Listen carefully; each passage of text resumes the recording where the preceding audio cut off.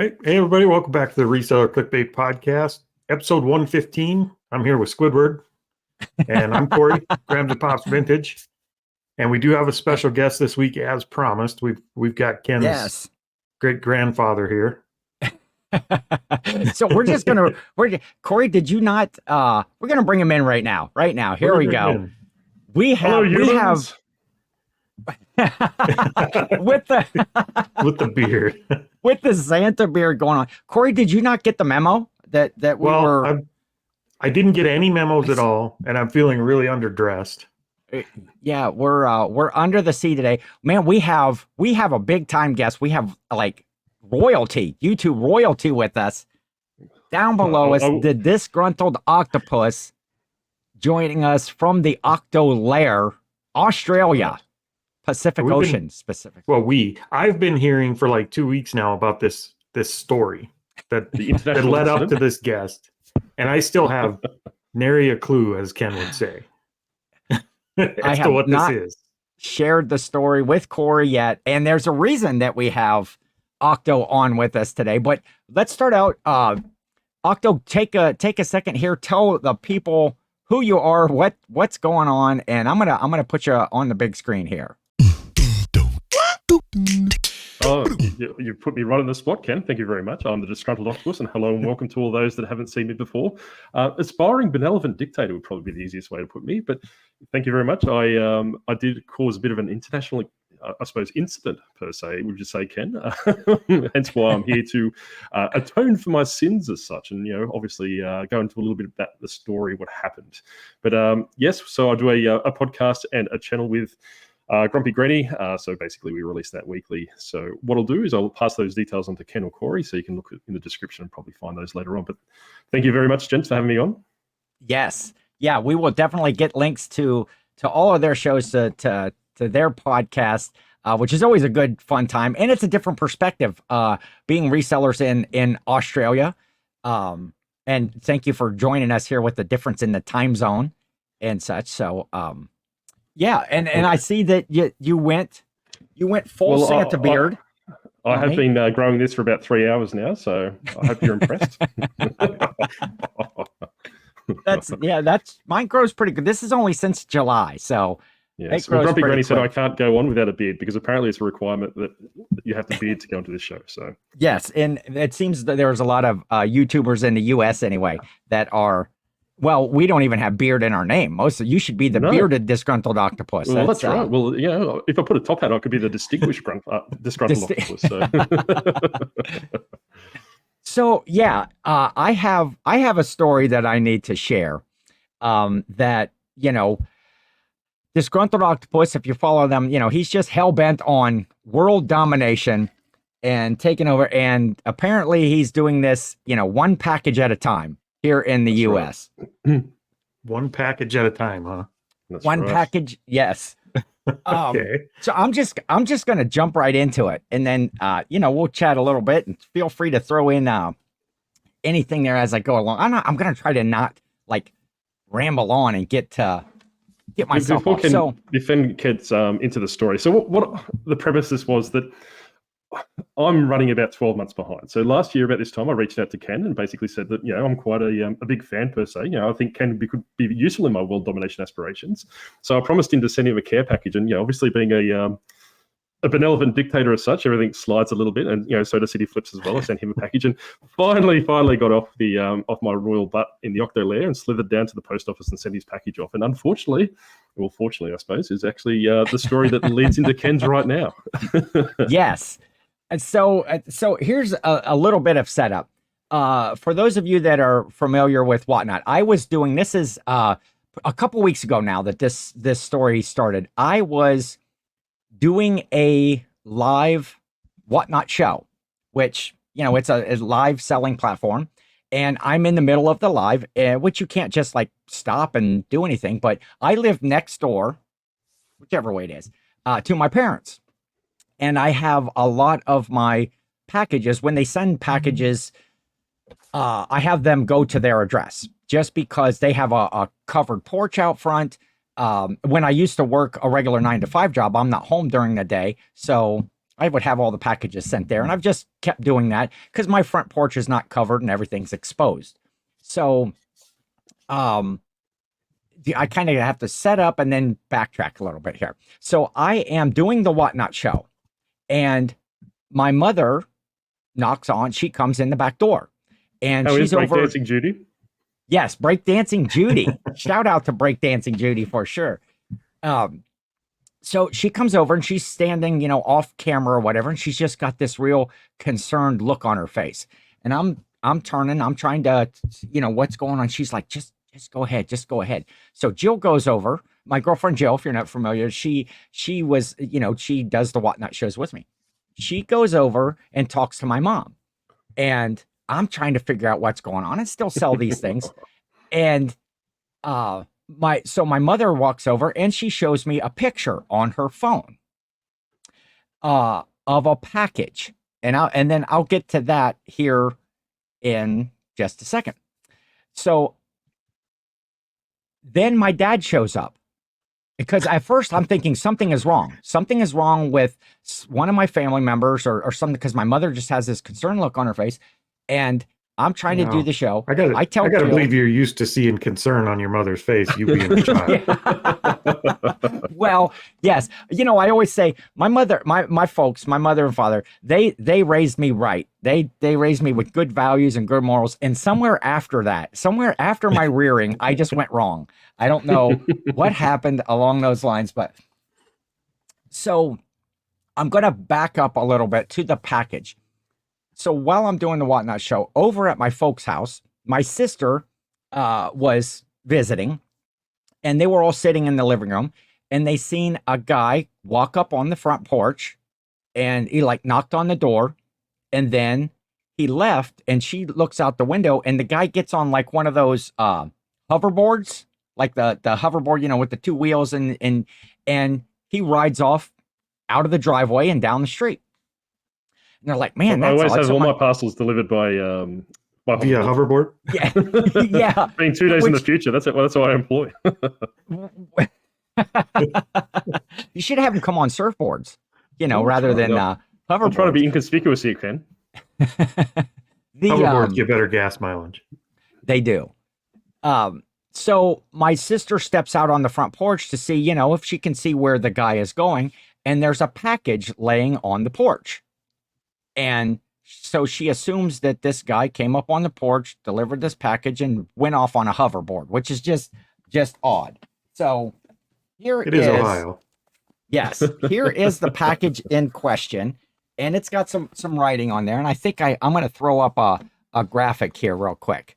So this package says on the front, "If washed ashore, return to Mr. D Octopus, Octolair, Australia, Pacific Ocean."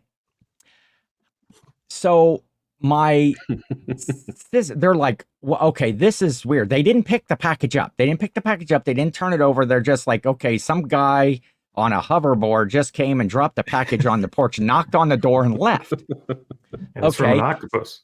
and so, yeah, they read the package. And so now they're concerned. Okay. They don't know what to do. My mother had came over to talk to me about the package, and she had taken a picture, that picture right there that I just showed. And she, wait, what am I doing here? So I lost my train. Okay, so I'm trying to do the Whatnot show live, and my mother shows me her phone, and I'm just looking at it.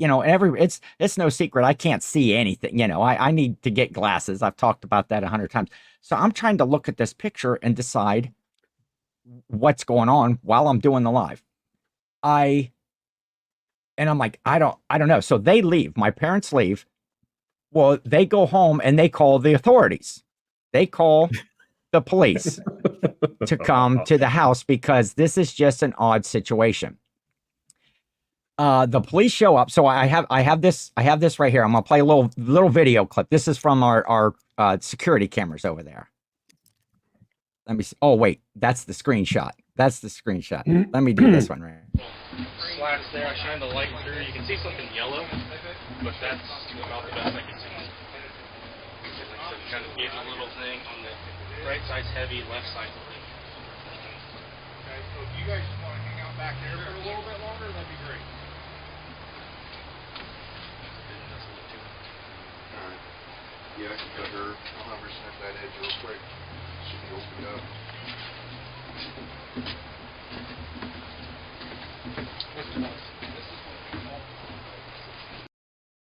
Okay, so They're there we also go. official. It looked like There's Death the Pile local Picker in the authorities. background there. Now, what's that? It looked like Death Pile Picker in the background in the Carhartt shirt. Well, at one point, if you could hear them, they told my mother, "Can you guys, just go hang back to the back for a little while?" And Well, I'm glad I didn't go with my original plan of putting wires outside the box.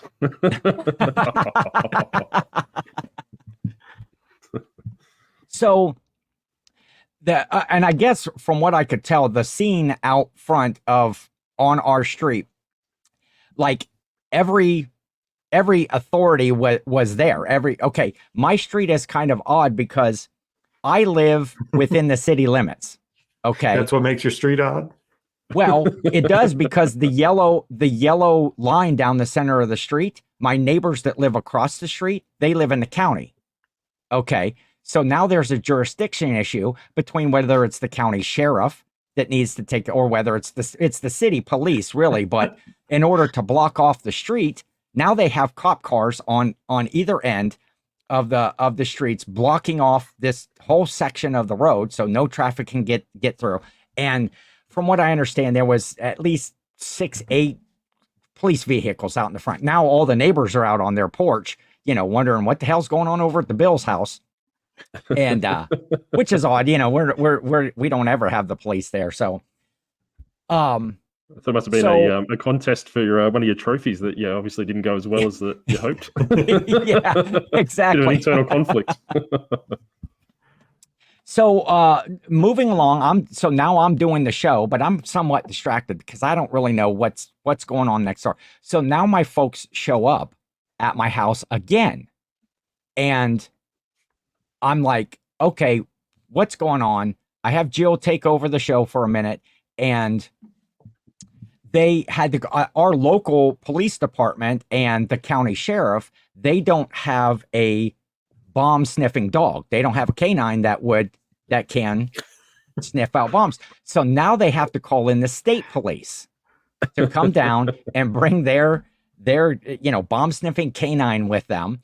And so here is that scene.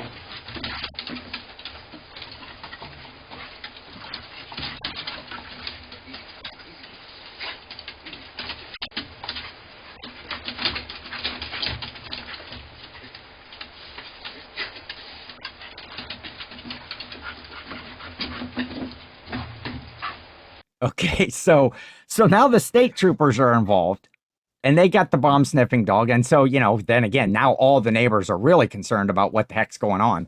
Well, that dog moved the package like 8 inches. He probably would have set the bomb off. I know. That's well, what about the whole journey from the Pacific Ocean? You think they would have set the bomb off before then? But I suppose I was a bit concerned about humanity, but I'm actually starting to be concerned for the people of Ohio at the moment. They're calling the police on a box. Well, it was maybe a little bit. You always err on the side of caution. And if my especially when dealing folks, with me. Yeah, exactly. Well, they didn't. So now my folks are back over at my house because the police won't let them, on the property. And so my mother shows me the picture again. And then I really focus on it. I pinch in. I see that it says on the package there, Mr. D Octopus, Octo Lair, Australia. And I'm like, oh, wait. I know who this package is from. I know where this package came from. And so I told Jill it's from Disgruntled Octopus. And she obviously knows who you are. She goes, okay, I'm going to go over and talk to them. And so she walks over. I'm going to interrupt you right there. I think if the state police called, and obviously Cory could probably put his 2 cents in with this one as well, is that, and you found out it was a parcel that was obviously came from me, I think I'd slip out the back door and just disappear into the night, never to be seen again. Yeah. Especially if the state and the local police are being called, I would be just out of there. I would hide. See, in South Well- Dakota, we have a trick. If we don't want to open a package, we just say, anybody got a pocket knife? And you get like 9 people that want to open the box for you. I would just let somebody else open it. We wouldn't have called anybody. We just normally put a sign at the front, $20, and overnight it disappears. So, So, okay, so Jill heads next door. I say, this is from Disgruntled Octopus. Go over and let them know we know who the package is from. So she walks over. Well, by that time or in the timeline, the state troopers with their bomb dog hadn't got there yet. So she's like, we know who the package is. She starts to go up to get it. And the officer in like his officer way is like, we're not going on the porch. And she's like, but we know who it is. He's like, no, we're not going on the porch. So she comes back over and she says, they won't let me get the package. I told them who it was from. And so Now, can you imagine being the cop that you tell that to? This is from our friend Disgruntled Octopus. It sounds like an evil villain. well, I'm more concerned that your mum showed you a picture of my package. That's what I'm worried about. Yeah. We got it.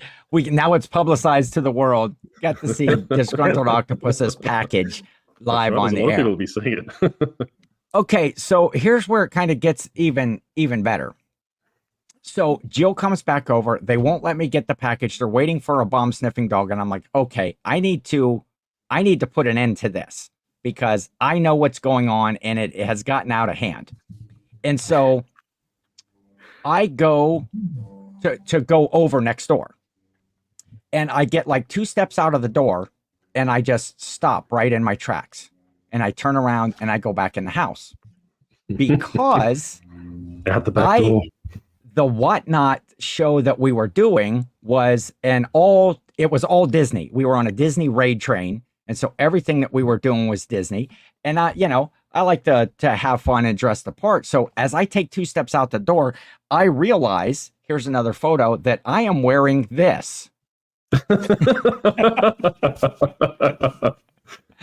I have on this Disney Mickey Mouse romper that I'm wearing. Now, so I walk out the door and I'm like, wait, I cannot go. There's a bunch of manly men, authoritative, manly men next door at my folks' house with a bomb sniffing dog on the way. I am not checking showing out my package, by the way.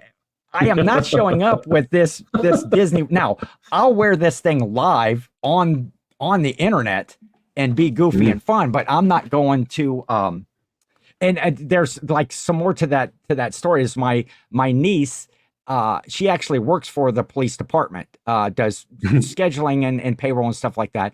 And her husband, a lot of times they go on ride-alongs with the local police.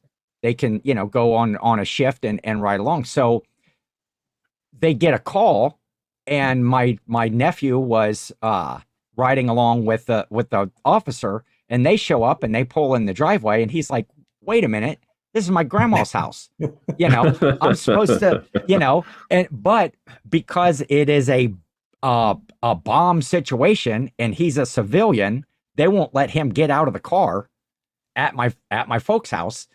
He has to stay in the cruiser. And so they take off. And then my niece has been taking a real ribbing from the other officers about this whole situation. So I don't. So what you're saying is, I almost had an opportunity to take out the whole Bill family by the looks of it. Yes, they're all there. Well, you had one in a romper, one in a police car, and 2 worried about a bomb on the porch. I think you did right. Let my grandson out of the back of that police car right now. So what happens next? Okay, so I come back in the house. Jill then heads back over, and my folks are already over because now they have investigated the package. The dog has been there, and they have determined that that's not a bomb, but because they were called in, they had to open the package, of which they just, shredded the top. I sticky taped that precisely. They should have just used their pocket knife, and it would have been good. And they go through the contents. Just a second. Where the heck? They go through the contents of this package. And the first thing that they see is this. There's a photo of disgruntled octopus in his Santa hat, and then a nice note on the back, which probably made no sense to them. And very nice sentiment, by the way. I appreciate that very much. But, this is what they see. They go through the rest of the package and just kind of shove it all in there. Well, because it was that sort of a situation, the officers had to deliver the package to me. Then at that point, they couldn't just give it to Jill. And so the officer comes on, he's knocking on the door. I'm still trying to do a live. And even though Jill walked over with him, they allowed her to accept the package. And, so, Jill brings in, and if you would have happened to have been watching my whatnot at that time, I showed, and I pulled this, photo out. And it's like, oh, okay, this is a package from Disgruntled Octopus. That's the definition of the show must go on. You stayed live through that whole thing. I did, yes. What is wrong with you? Wow, I'm just not. It's hey, it's part of. There was a bomb part of how next I make. door. I didn't know it was a bomb, or because my parents kept coming over and they would tell me stuff. And that when they said that the bomb sniffing dogs were on the way, I was like, okay, I need to go over. But again, I'm not going to walk out there with, wearing a romper with all of our You local... just created a whole new training department at the police station. Like they have to redo everything. That's right. So, they all, it ends and they all disperse and we set the package aside. Yeah, I did finish because it was a Disney. Wait, was that one a raid train? I forget. That might have been a raid train, or it might have been a. So I can't just end right in the middle of For the a show. bomb, I have to keep going. Yes, you Well, can. I'm sure that people would That's when you understand. bring your special effects up. You're just blowing things up in the background. So that's why I say, the Disgruntled Octopus is trying to complete his world domination one package at a time. So anyway, so they bring the package over. So the package was sitting on the porch right like this. My family was, again, err on the side of caution and not do anything. But if they just pick the package up and they turn it over, here's the whole, manifest. Deliver it to me and to my address. And I love your little Easter eggs and stuff on here. I still have questions about the beginning of this story. Who delivered the package? Who was the hoverboard dude? Did he work for UPS? That was just a whole coincidence. The package apparently was on the porch before that guy got here. And then, I don't know, he was just soliciting something and he was on the street riding his hoverboard. When I talked to my neighbors... He seen the bomb and he got out of there quick smart by the looks. Yeah. He's like, When I talked to my neighbors that live on the other side of me, they had actually saw the guy that delivered the package. He had pulled into, there's a little street right across from my house. And he had pulled alongside there and got out and actually delivered the package to the neighbor's house across the street. And then he must have realized that he had done that wrong. So he came back around, got the package, and was walking it across the street and ended up tripping and falling. So tripping and falling in the street. So had there been a bomb in this package, he'd have probably blown himself up right in the middle of the street. So he delivers the package and then he leaves. So my folks never saw a vehicle pull into the driveway and somebody come up on the porch to deliver the package because the guy just, his car was parked across the street on that other little side street. And so he dropped it off and they must not have seen him, or he didn't knock or ring the bell or anything like that. So you imagine all the text messages that went out that night, starting with, "You ain't going to believe this." Yes. I have one thing to say. Lucky Ohio is landlocked, because if it was next to the ocean, that'd be the first place I launched my World Domination. After hearing this story, if Ohio was located next to the ocean, the inhabitants would have already drowned themselves. That's right. They can't be trusted with water. No. So it did have the whole delivery manifest. If they would have picked up the package, turned it over, flipped it over to see something about it, they would have said, "Oh, this goes to me." But I want to see, I have looked, but I want to see what's in the package. Do you mind if I show the contents? By all means. So they were. I was going to say, I was being as pressed as Cory, because I can't remember what was put in there. Okay, so the We're laughing. Oh, where'd Cory go? He's upset. I've upset him as well. I've added him to the very long list of Yes. people that I've annoyed. Cory has left the building. I don't know where he went. So we have some Anzac biscuits right here. These are. He's back. Where'd you go, Cory? Sorry, my AirPods just quit working on me. I don't know what happened. Aha. So these are Australia's authentic recipe Anzac biscuits. So what am I expecting out of these? You know what I'm going to do? I'm going to open the package up right on the air. That's right. Well, mate, yeah, that to say, offer one to Cory. Just slide it across the screen wherever. You should have given some of those to the cops. I should have. Well, considering they wanted to blow my parcel up, jeez. Okay, so we've got. So here's the package right here, and so this is just kind of like a regular. It's got some crunch to it. Yeah, so those biscuits, they originated in, I want to say, the Second World War. Grumpy Granny's better with history than I am. She's lived through the Neapolitan wars as well, but they were basically baked by the families at home and sent over to the wars and to the front lines because they basically could survive that journey in the 3, 4, 5 months because of all the different things in them. But I think that's also coconut. That package is era specific. It came from the World War.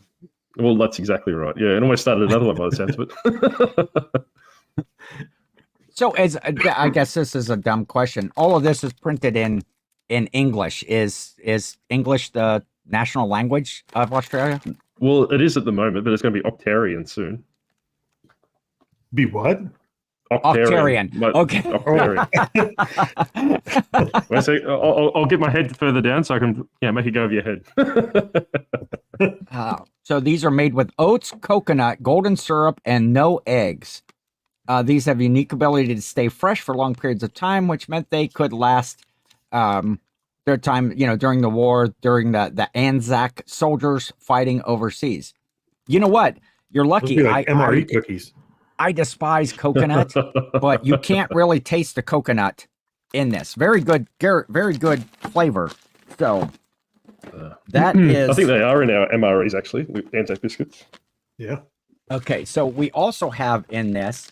We have some Tim Tams. Tim Tams are a I didn't get to eat Murray supper. You River just sit here and eat in salted front of me. caramel. Oh, At these least you look can good. eat. My mouth is painted on. I can't even show you. Okay. I'm gonna have a Tim Tam here. This is why people send you bombs, Ken. I know. Hey, wait till Ken versus 10. I think this week I'm going to be just eating spoonfuls of mayonnaise. So this is a Tim Tam right here, and it looks like a caramel chocolatey. It's like a Twix. Look at that caramel coming out of there. These are good. I'm upset that there's only going to be 9 of these in this package. Well, there's going to be 8 now. Those are incredible.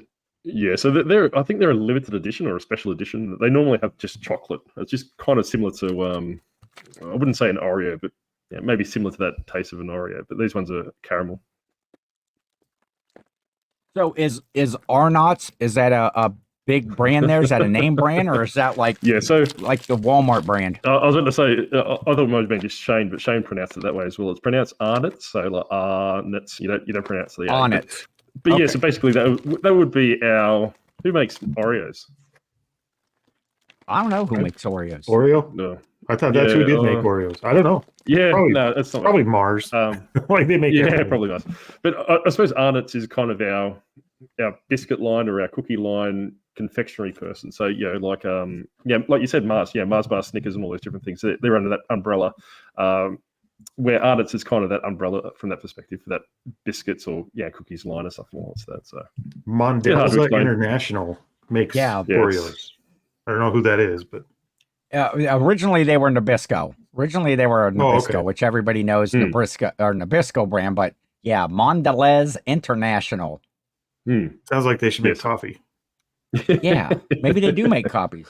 They might. They also Mondelez International also owns other popular snacks, including Ritz crackers, Milka, Toblerone, and Sour Patch Kids. Yeah, okay. My So- kids like the Sour Patch Kids, but I suppose for Ritz over here, we call them Jats, and that's another pack of Arnott's there. But Jats, which is our Ritz, is basically owned under that umbrella of Arnott's as well. So, Gotcha. Okay, so this is a snack that I'm afraid of. This is Arnott's Vegemite shapes, so Vegemite Shane, and cheese. you would know that if I didn't like you because I'd put like a 2-liter or a very large tub of Vegemite in there for you. But Shane tried those and actually said they were quite nice. So I wouldn't eat them myself because I can only imagine how horrible they would taste. But Yeah, I'm going to give it a try. The worst thing that I've ever had in my mouth. Be very careful how you finish this sentence. And Yes. Yeah, fill in the blank there. Corey, that would have been a good so in the comment section teaser. below, put in Right. so in the comment section below, put what the worst thing in your mouth has been. I had tried like actual Vegemite one time, and I wanted nothing more than to have this god awful taste out of my mouth. But it's like eating axle grease. You can't, and you can't get it off of your tongue, and it probably wasn't the best brand of Vegemite because it was in it. It was just, like when you get those little jellies, you go to the restaurant or whatever, and they have the little jelly Smuckers, on the table. So it was a container like that, tear the little paper off the top and just like a little spoon of it, and it was horrible. It's like, how do people eat this stuff? So before you continue and create a real bomb package coming your way, what I'll do is I'll finish it up in a second, and I'll actually go get Minion J, and he'll actually get a jar of Vegemite and give you a bit of a demonstration actually how to eat it properly. Okay, So, I love what I'll that. do is I'm running out of patience with you two quickly, so I'll pass on to Minion J in a couple of seconds. Understandable. Okay. You want me to take you off the air so you can? No, not at all. No, Minion J will he'll come over soon enough. So just appear. I just want to So see how here you we go through go. the box first, because I'm quite curious to what was in there. We're going to see the Vegemite and cheese. For Actually, those of those you aren't bad. listening and the long silence, Ken is just rubbing Yes. it in that I didn't get supper tonight. And Yes. These are actually really good. And these are going to go, this box is going to go by my chair in the living room. And I'm going to eat these up. Very salty. It is almost like a so Octo's package is Cheez-Its. really salty. Yes, it is. Where do I come from, Cory? So the Arnott's shapes, Vegemite and cheese, very good. I would recommend these. Yeah, Shane said he liked them as well. We got a sliding puzzle in here. The big banana. The big banana. What kind of octopus packages without a banana?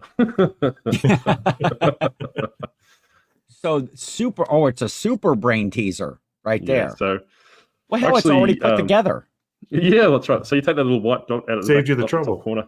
That's right. That's exactly right. But that's actually, I actually went there over the Christmas period. So I stopped by the Big Banana, which is a bit of a tourist destination on the way to the Queensland, the Gold Coast.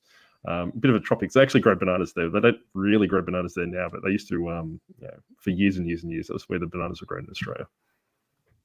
That's pretty cool. Oh, it contains small parts, so I'm not going to give that to a child. So don't give them to the population of Ohio. We don't know what they would do with them. We've got a book in here. Fair Dinkum. This is by H.G. Nelson. It's the Ripper new edition with even more U-Butte phrases. This is Aussie slang.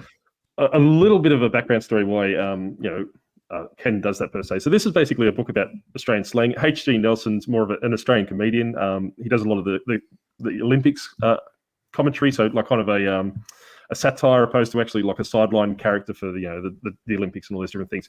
So Okay. Grumpy Granny and I were actually blacklisted from a lot of American YouTube channels because we actually said that all right, so you might want to cut this part out, but we're talking about thongs, which I think you call flip-flops over there. So, or Yes. what do you know? Yeah, all those three different things. So we're They actually call them saying, both. yeah, well, that's right. Yeah, so basically, Grumpy Granny was on a channel at the time. I think it might have been the what's the ladies that Rural Squirrel? What was their podcast? Kristen. They had one. Yeah. Lunch. Let's do lunch. Oh, let's do lunch. Yeah, with so Angie. I think Grumpy Granny was on that. They had like a whole panel, and she was talking about her thongs, and we quite we derailed the conversation. It was blacklisted it forevermore. I remember years ago when we went for like a family cookout, right? And my mother had told my aunt that she should bring some. She had called them tongs. Bring some tongs. Like sometimes it's you don't get that th and the thongs. It's bring some tongs to like for the grill, to do the grill. And so my aunt shows up and my mom's like, "Did you bring some tongs?" And she like pulls out her flip-flops. You know, she's like, "Yeah, I thought, you know, we were going to this place that was kind of like on a beach or, you know, a park or whatever." And she said, "Oh, you know, going to be in the sand or whatever." And so we had nothing to turn the hot dogs with because my aunt brought tongs and not tongs. So do you call them tongs? And not tongs? So do you call them tongs over there? Okay, I thought it might have been an Australianism. Because we don't call it a grill, we call it a barbecue. Just everything's a barbecue, right? So we don't grill hot dogs, we don't grill burgers, it's just we barbecue everything. We barbecue. Okay, yeah, we grilling out, a grill master, you know. Yeah, both ways. You hear grill more often. You hear flip-flops more often than thong. Thong, you used to hear thongs a lot a long time ago. You don't hear it that much anymore. No. Not in reference to shoes. Yeah, I think over here, if you're doing burgers and dogs, you're grilling. You're going to be on the grill. If you're doing like some ribs, you know, smoking some ribs or anything with barbecue chicken or something, it's like, hey, I'm going to barbecue today. I think it's if you're going to put that sauce on there. Just dawned on me why that might have changed too between thongs and flip-flops, because it used to be your mom, you know, somebody would tell you your mom's going to take her flip-flop off and whoop your butt with it. Yes. And if they were still calling them thongs and somebody said your mom's going to take a thong off, I think it just evolved naturally. So you wouldn't be getting you'd be getting child service as opposed to the bomb squad. Usually you have to pay extra for that. Get whipped with a thong. So note inside here of the thing says, "Ken, use this purely for nefarious reasons." Octo. So these are little sayings and stuff that they might do in Australia, or say it's so windy it could blow a dog off a chain. Flat chat at full speed. Flat chat means so flat chat or flat out like a lizard drinking. So that's another one. They might have I'm not too sure. So that'll be fun to go through and to learn a little more. So maybe I can understand. Well, that's right. Just a little bit. I know. Chad from Wolfman Goodies. How can I delicately put this? He kind of annoyed Grumpy Granny the other day because he called her an old Sheila, which is not really. I think he was trying his Australianisms out, but that's not necessarily a compliment. And then this was right about as soon as I pulled this book out, I thought, oh, this is something Christmas. Another Earth story, The Dead of Christmas. But look at this. Like I'm gonna go full screen here. Look at how terrifying. It's like a Yeti. Awesome. A Yeti sort of Santa Claus with a big old machine gun. Tori Favreau is the author on that. So Tori's a reselling YouTuber over here, the Geelong Flipper. So I think I put a note in the front page because I told Tori I read his book, but I actually sent it to Ken. I haven't read it. Yes. Ken, the author is another Australian YouTube reseller. He's not as handsome as the octopus, but he tries. P.S. I haven't read the book. Tell him that I have. So, shoot. Maybe I shouldn't have read the P.S. I let it out of the bag that we have not read. Sure. So that's pretty cool. That I will check. So he's a self-published author over here. So he's something similar to Cory, I hear. So he normally, as much as I'm not going to go on about him, but he rewrites little golden books. He does a series where he makes them very dark, adult orientated. So that's cool.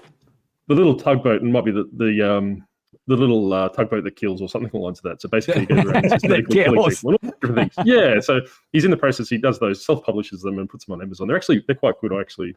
But anything more than 4 pages and no pictures, I just lose interest and send it to Ken. I was looking here because I have a copy of Cory's book, and it usually sits right here. I'm guessing the Santa Claus one is better. Well, I don't know. Your book is very entertaining. Just your short stories, which you recently kind of started to do some short stories on YouTube, right? Some of your Cory so. check that out. I'm not thrilled with the results over there yet. That I used the short stories I already wrote, and I just started turning them into like let AI narrate them, and then put them up on YouTube. But they take like AI voiceovers do weird pauses in weird places. Like you can't put. They just ignore punctuation. It's kind of weird. I haven't got the hang of it yet, but they're getting better.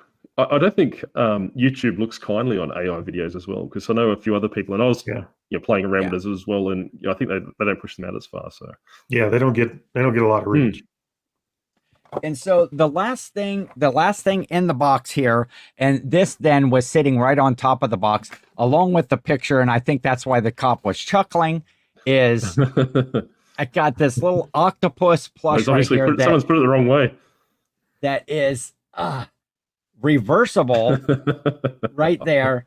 Got the nefarious, world dominating black octopus, but on his day off when he's not, taking over the world, he's got the happy lime green there.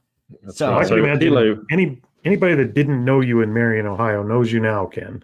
Yes. So this guy, actually, I'm going to replace, he might not show up in the black side. So he is going right back here. So he'll be on camera shot. Right there, we'll put Mr. Bill hanging out with him. Right there with the mac and cheese. Do you have Kraft mac and cheese in your... We do actually. We don't eat as much, but we do have Kraft mac and cheese. Not as obsessed as you are by the sounds of it in the previous videos that you've dedicated to dude wipes and Kraft mac and cheese. I thought you would have well and truly been sponsored by now. You would think. At the same when I was looking for Cory's book, of course, dude wipes. Try dude wipes. Flushable wipes, minty fresh chilled. Go try those out. Someday they'll notice. They'll notice and they'll give me some money. But Octo, I appreciate that package, and not only just the gifts and the sentiment and it's always cool to receive something or maybe be a little bit recognized for something that you've been trying to do, but for the absolute great story that I was gonna say, I appreciate the story. All three branches of our local authorities, state, county, and city are outside the house. The neighbors are in an uproar. I'm wearing a jumper, and it's just been fun. And we've been trying to hook up to do this episode here, and our schedule didn't work, your schedule didn't work, and so finally we're here. And I've been holding off, teasing Cory with wait till we tell this story that went on. So.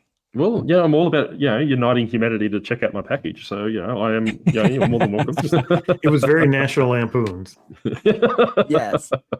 But anyway, I've had enough of you now. I'm just going to slide over to the Minion J so I can actually get him to do some Vegemite. So a bit of experimenting on him.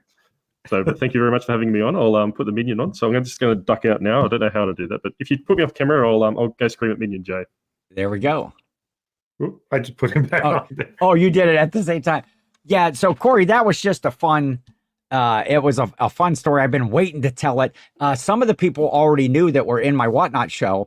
They had known that it was a package that came from Disgruntled Octopus, and just a fun story, a fun time. We've got a lot of mileage out of it here around the neighborhood and with my folks and my family. So, very cool, very cool. I'm just worried about the fact that there are a few people now. It's very few, 2 or 3 tops, that watch this show that actually know me. Okay. And now, like, we really can't be friends anymore. So the octopus just went and got me. So thank you for having me on. He wasn't really complimentary of you two for some reason. Apparently Ken talks too much. I get that a lot. Yeah, so I get that a lot. You get that a lot, do you? Once you meet me in person, I'm not all I'm cracked up to be. So Yeah. I always tell the same people the octopus as well. He's not as impressive as he is. So he did show me to show you these. These are the books the golden books that Cory does. This is the little Choodle is off the rail and Scrappy the thug boat. So these are the ones that pretty much like. So they are quite graphic. So if you want, I'm more than happy to, I suppose, donate a copy of each to the podcast. So if you want to put in the comment section, you want to run a competition, I can just basically tell me what someone, who wins, and I'll have it sent to them directly because it's a print-on-demand book from Amazon. Okay. So that is available regardless of my name where in you there. are. What's that? I ain't putting my name in there. I ain't letting you send a package to my house. If you're, I know what happens. Yeah, the octopus is the octopus is on his Dude with a hoverboard shows up, and then all the cops roll in. Put Octo down in the chat, and next week on the show we will. Oh, you know what though, Cory? Here's what we ought to do. Wait, no, because we want it to be for people that watch this episode. So put Octo in the chat, and next week on our episode we will pick a winner live. There you go. Because I'll just throw this out real quick. Next week we decided to do a live episode at our recording time. We didn't decide anything. We didn't. Okay, I told Cory that we're going to do a live show next. It just so happened that at a time that we would record next day or next week is the first day of fall on Sunday, September 22nd. I believe that is the day. A.M. Yes. 7:43 a.m. Central Time, 8:43 a.m. Eastern Time. We'll probably go live a little bit before that, maybe 5 minutes ahead, so that we can ring in fall. I don't know why we're ringing in fall or giving it such merit, because winter follows. It does. Fall. What was the word? But, autumnal? the autumnal equinox. There you go. Yes. Is what I was going to learn that word, but I can't even say equinox without tripping up. So. So how do in your area, how do your seasons work in Australia? I mean, do you have a... So we're the opposites. Obviously, like I've said before, you're recording on a Thursday night over there, I believe. We're actually Friday around about lunchtime now. So we're at Friday, 12 p.m. So what did we say, about 8 hours ahead or 11 hours ahead or something along the lines of that? So I don't know. Yeah, 10 or 11, something like that. So our seasons are polar opposite to you. So you're actually moving into spring. We're actually, moving into fall, or autumn as we call it, and we're actually moving into spring. So, Okay. And so do you get, in your winter season, do you have, is there snow in Australia? So I was actually preempting this question. Yes and no, right? So nowhere near as widespread as it is in the States. Where I am, it's probably snowed very, very, very small amounts over the last 3 years, just probably twice or three times. But I've got snow within probably about an hour of me. You have to go up the hills and hills and hills and hills. So Gotcha. Yeah, winter. I don't even want to get started. See, but we're going to celebrate. We're going to, see, Cory. I'm surprised it's not Ken's as well. To tell you the truth. You know, being the seasonal Santa, I get grief about that all the time. I'm a South Pole Santa. Okay, I'm not going to live. Still cold. I'm not going to move. Still cold. I'm gonna move to the South Pole, I think. But yeah, we're gonna do that live. So check in with us next week, and it should be fun. We're just gonna be goofy, and then we'll post that as our thing. But we'll get one of those prize wheels. I'll look at all the comments, and we'll get one of those prize wheels up on the screen, and we will give away to anybody that puts Octo in the chat that they want to have a chance at the Tory Favreau children's books that are what are the titles again? So there's got the little Choodle is off the rails and Scrappy the thug boat. So I have read Scrappy. They're quite, put it this way, they're not aimed at kids. So I would strongly suggest probably not giving them to your kids for for bedtime stories. Don't give them as Christmas gifts. Yeah, that's right. Or kids that you don't like. So it's probably the better way of putting it. Scrappy give them to the neighbor's kids. Yeah, so I suppose I'd probably get banned off YouTube if I tell you how Scrappy the thug boat starts off. and hopefully, if you receive that package, the local authorities won't be called. Just flip. All you gotta do is flip over the package. If it's the address is on there someplace, they had to know how to drop it off. So I'd still be hiring a PI to find out who the hoverboard dude is. I'm stuck on him still. Like that made the whole thing work. Like I don't think they would have been near as suspicious had it not been a dude on a hoverboard that just come up to the porch. Oh, exactly. He set off a series of events.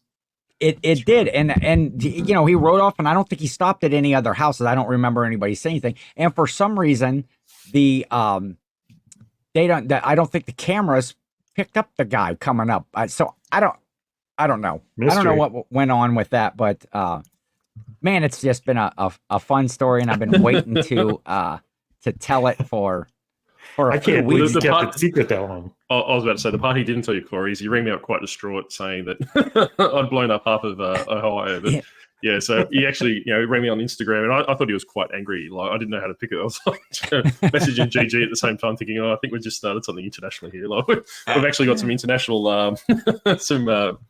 People against us, I suppose. That was cool, because I did, figuring on the time change, I was able to call, because at that point, I think it was almost 1 o'clock in the morning here. And, I'd reached out and said, hey, I got to tell you this story real quick. So we did a video chat on through the Instagram, and I was able to relay the story and just how kind of asinine that the whole situation was. And but man, it's made for a lot of laughs. And it just kept escalating. I just thought it would stop at this point. Then he goes, but then, it just kept going. Like I was hooked at the hoverboard guy. He's a guy from dropped off the parcel on a hoverboard, and I was impressed. Like that's where I thought the story would end, and it just kept escalating from then and then. And I stayed live on Whatnot the entire time. That's what impressed me the most. The whole street's been evacuated, and Ken refused to get out of his romper. I gotta make the money, I gotta make the money. That's what I do for a living. Not totally on Whatnot. Do they have they brought Whatnot? Do you have Whatnot in your area or any sort of similar much to platform? Grumpy Granny's dismay, because she wants to run her own Whatnot show. So there's quite a good possibility she'll probably move to the States in the next couple of months, because they're not moving out here quick enough for her. So we don't. Over here, we've really limited, and I think we've mentioned numerous times on our podcast and the shows we do as well. We only have eBay, right? So we don't have Macari, we don't have Poshmark. They got shut down. We have eBay and Gumtree and Depop, and Depop has a tendency to ban people left, right, and center. So, oh, really? You're really out on your own if eBay bans you. So, yeah, that's so. Do you are you a full-time reseller for those that don't know? So basically, I was doing full-time for about 2 years. At the start of probably the end of last year, the start of this year, I got a phone call from my old job. They basically wanted me to do some contract work. So I went back, and it was a no-brainer from that perspective, because I actually found it quite enjoyable. I really liked the reselling part, full-time, but it got to the point where, and we were saying before we started recording it, it's quite drying up here in Australia across the board. So you have to start thinking outside the box. We don't really have yard sales. We call them garage sales over here. Our thrift stores or our op shops per se, they are moving to like that Goodwill video. I know a couple of people have talked about Goodwill and how they're treating resellers. Yeah. If Goodwill's moving like this, our thrift stores are moving like that. They're really quick and really getting on top of it. So I was saying before, I went for an hour and a half this morning. Did like probably about 20 miles or, probably 30 kilometers round trip this morning, and picked up $1 glass. So that kind of gives you an idea of what's out there. So, and I literally know a lot of niches and a lot of categories. So it's not as if this opportunity. Yeah. So, ouch. Yeah, that's to spend that sort of time and that effort and the mileage to get, one glass. That's that's exactly right. I actually thought, I've never actually heard of Captain Crook before. I actually thought it was Captain Crunches, maybe his offsider or his nemesis, but apparently it was a Macca's glass from the 70s. So it's first to me. Did you say Captain Crook? Yeah, Captain Crook. Apparently it was one of the McDonald's bad guys back when they had back in the 70s. So, but this is your Vegemite, so I will give you a bit of a heads up as to. So I've got a spoon. I'm not going to use a fork or a knife. Sorry, this is always empty. But when realistically, when you do things, that's probably how much you want. You would just want the slightest amount on your toast, right? Yeah. What I see is a lot of Americans, when they try this stuff, they try it like this much. Gotcha. Yeah, like that. But right off the thumb. I wasn't going to shove the spoon in my mouth, but realistically, like I said, it doesn't affect us. But now you're like thick and thin. You ate that like it was, just your average everyday peanut butter. I'm recommending don't try it. Don't try it. But No, I reckon you should. What does freak me out about the Americans though is peanut butter and jelly. Like I suppose to you guys, Vegemite, that's like PB and J for us. Like we're just nauseated by just hearing it. So. I mean, they're very similar, except ours tastes good. Yeah, exactly. Yeah, and that's one of the things a few episodes ago or whenever it was, Cory and I can't even agree on a peanut butter and jelly sandwich, like proper way to make it, the kind of peanut butter. Ken does everything backwards. Yeah, wouldn't the correct way would be just to put it straight in the bin, like, or the trash? Like that'd be the best way to do it. Regardless of how you make it, like just throw it straight in the trash. But we over here, we don't actually call jelly. We actually, jelly, it's different to us. It's kind of like a gelatin. I don't know if you'd have it over there. It's like a gelatin dessert per se. Our jelly for you guys is jam. So it comes. Yeah. Yeah, you can usually you can buy either jelly or jam here. Preserves. Or I guess they call preserves. It. Yeah. Yeah. It's by level of chunkiness, basically. Yeah. Yeah. So I think from us, jam just encompasses the whole thing, right? Like it doesn't really. There's no coarseness or chunkiness per se. We have to have a difference for everything here in the U.S. You got to have so many different varieties, so many different choices, or everybody. The whole flip flop thong thing. It's the same thing. Let's just decide. Let's all get together. We wouldn't fight everything and try to be so different if people would just leave us alone about the metric system. It would be fun. We would quit trying to be so different. I am still trying to work that out. I have no idea on everything in the metric system. That's what I talked about about the Olympics, because they do everything, all this, they're in France or whatever, and everything is still written in English. Everything's in English. Everything's except for the distances, and everything's metric. And it's like, I don't know. The guy threw this 80 centimeters or whatever. 80. Yeah, I have no clue how far that is. Just tell me. I think it should be in feet and inches and. Yeah. So like we're the same, right? Like our tape measures per se. Well, I've actually got one here. Riveting viewing and riveting listening for the people on the audio side. But we on our tape measures, we've got inches on one side and centimeters on the other side. I don't know if you can really see, but they'll do some of that. Now, here's a question I always have. Yeah, I don't even know what your weights are. So pounds. Yeah. We get your ounces and pounds. Yeah. How would you make a new ruler? What was that? Like, how would you make it? This is the thing that just bothers me. Sometimes I lay awake at night trying to figure out, like, if you didn't have a ruler or any sort of a measurement, how would you make a new ruler? Whether how do it you was think metric, how do you think Americans got their measurement system in the first place? Some guy said, "Hey, how long is that, Carl?" And Carl took his boot off. He said, "It's a foot." Yeah, it's 1 foot. But like everybody's right now, measuring off Carl's boot. Without a foot's 12 inches. Is that correct? Yep. Yes. Yeah. So our 30 centimeter. This is going to blow your mind, Ken. Our 30 centimeter ruler, which I don't have. Oh, here's one I improved earlier. So our ruler is 30 centimeters, which is 1 foot. So there you go. Like 30 centimeters is 1 foot. There's the why don't you just like get with the program and just call it 1 foot? Everyone in Australia has OCD. So when we get to 3 foot, so 3 of these, that's 90 centimeters, right? A meter is 100 centimeters. So what are we doing with the extra 10 centimeters? So it makes perfect sense, right? So 100 centimeters is a meter, 1,000 meters is a kilometer. Yeah, and we go from that perspective. And you look at your conversions for your miles and all these different things. They're not round numbers. Like I'm literally going to stand on this hill and bleat until the cows come home. What's a yard is roughly 3 feet too. Yeah, so you would have your 90 centimeters would be a yard here, 3 feet. Right. Yep. 3 feet would be a yard. And man, this is gripping conversation. We got you on here to talk about how to make a new ruler. And that's right. No wonder the octopus lost the interest pretty quick. Cory does the same thing. Cory does the same thing each week. He's just like, maybe we can just end it now because I'm so disinterested in what Ken has to say at this point. And then it's like afterwards, well, we can edit half of that out. We can edit out the 45 8-minute episode. So what else you got for the people? We're gonna get wrapped up here for this week's episode. we're definitely going to have links. You need to, if you're not following Disgruntled Octopus on YouTube, listening to the podcast with him and Grumpy Granny, and just good information. It's a different perspective because it's a whole different country. And just you guys' interaction and your humor, it's much better than Cory and I. I gotta tell you that. I'll put it this way: I prefer listening to your podcast and listening to mine back, because the amount of times I have to watch my podcast because someone's taken offense with something the octopus has said, and I have to go back and clarify it, right? Yes. So infinitely prefer your podcast and Trash to Cash to a lesser degree. Yes. But yeah, Grumpy Granny and myself, we try and make the content a little bit more generic. So like it is, I suppose, relatable to the American audience, the UK audience, and all those different things.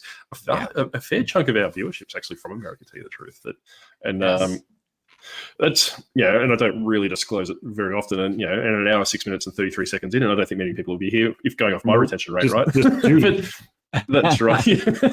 She wants to know who tried to blow her up. But what it comes down to is the reason why we decided to go with the characters like the octopus and Grumpy Granny is that people flicking through YouTube channel, right? So basically they're just seeing two white guys or another white guy and an old lady. It's something to kind of catch their eye and think of what's going on here from that perspective. So that's where it does that. It does, yes, for sure. And it gives me a get out of jail free card. I can blame him.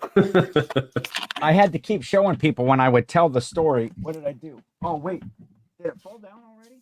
Oh yeah, I kept having to show people your picture, not this one, but like I would go to YouTube and I would find your channel and go, okay, so this is the guy that is sent this package, just to give them some sort of a perspective of how like odd this was. Yeah, and it's just like I said, something completely innocent. I normally use a parcel locker. I think you guys, do you have anywhere? Obviously, I know you have said on podcasts before, and I know the other Americans as well. We just have this post office, right? We have Australia Post. We don't have FedEx. What we do, we don't.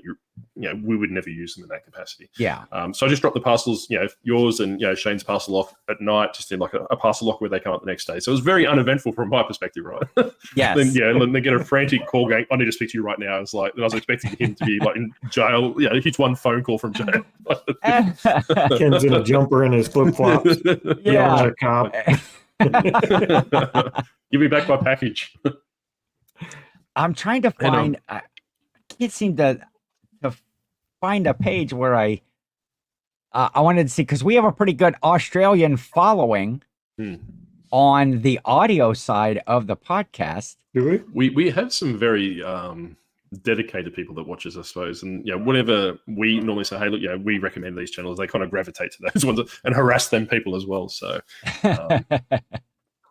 so we catch yours every once in a while.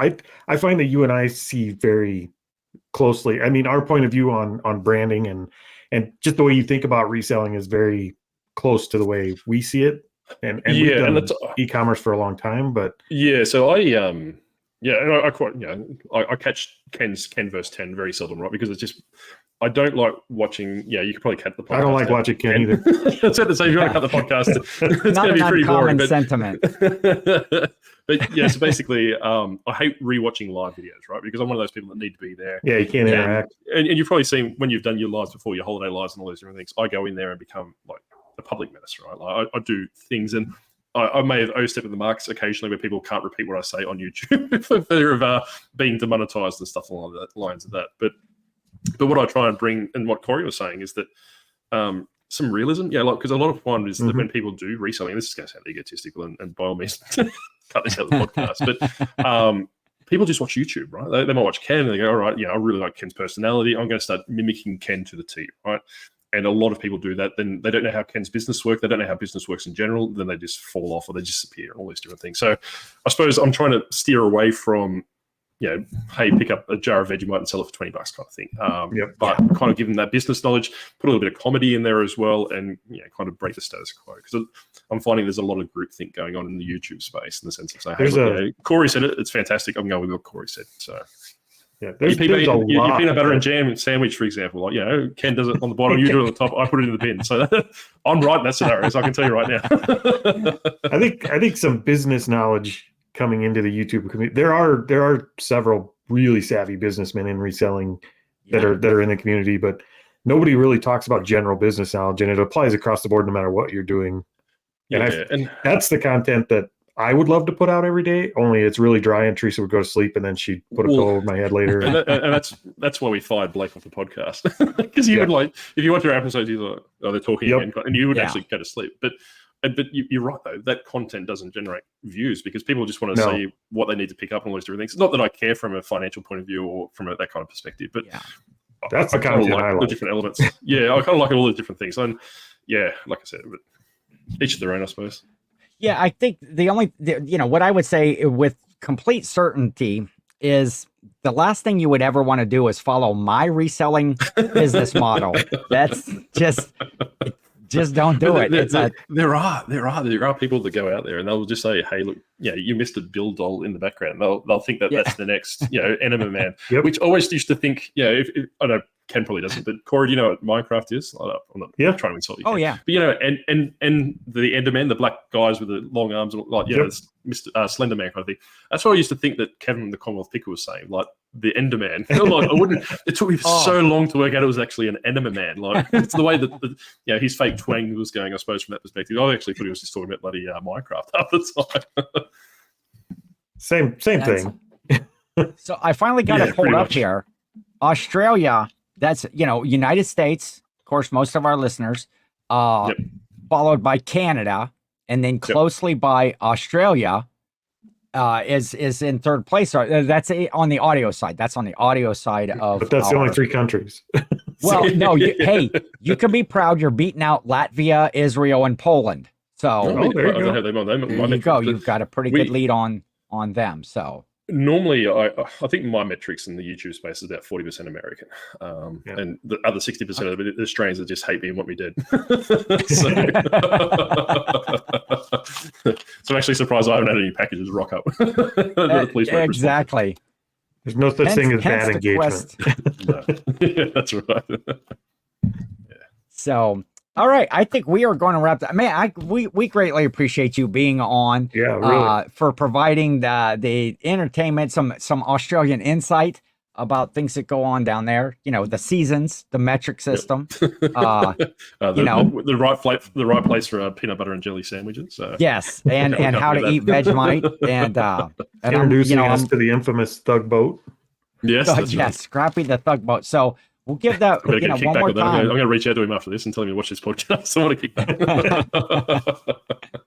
that. Put something Octo down in the chat next week when we do our live show for the first day of fall, which we're closing in on fourth quarter. Garage sale, yard sale season is drying up, but we are moving into that fourth quarter where the sales can really pick up, and hopefully people have stocked their shelves with inventory throughout the whole, spring and summer yard sale season. And so we're just going to have some fun on next Sunday, September 22nd in the morning. We're going to try it. We're going to see what happens. There may be, 2 people watching. Who knows? But, that's actually probably a pretty good number. It's pretty average. The over-under is 2. Let's say if you're a betting man.